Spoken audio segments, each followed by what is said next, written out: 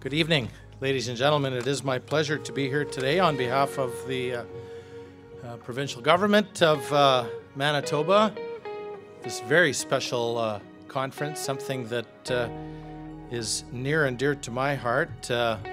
One of the things that I have really come to appreciate over my time in office and before that is the value of Crown lands that we as Canadians are so blessed to have.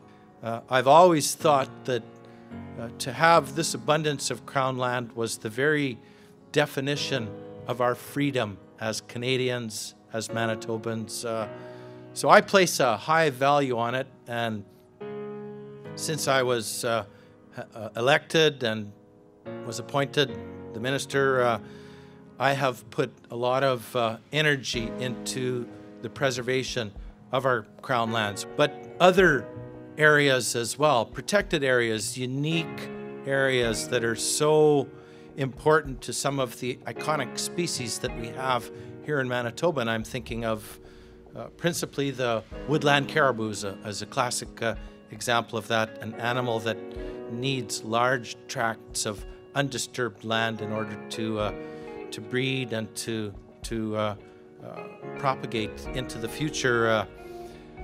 Just in conclusion, I do want to thank the Canadian Boreal Forest Agreement for the invitation to address you this evening. I have had the opportunity to meet with this group and the various different stakeholders. It was a very enlightening experience for me.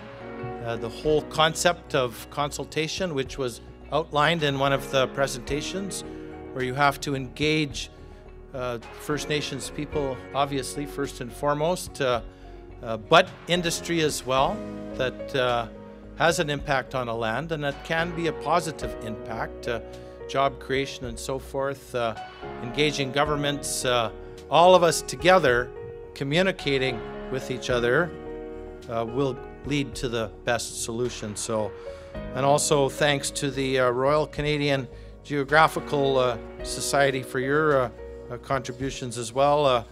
My mother, who is no longer with us, many years ago subscribed to Canadian Geographic, and so I have read and come to appreciate your contribution in terms of educating the general population as to the natural treasures that we as Manitobans, as Canadians, are truly blessed with.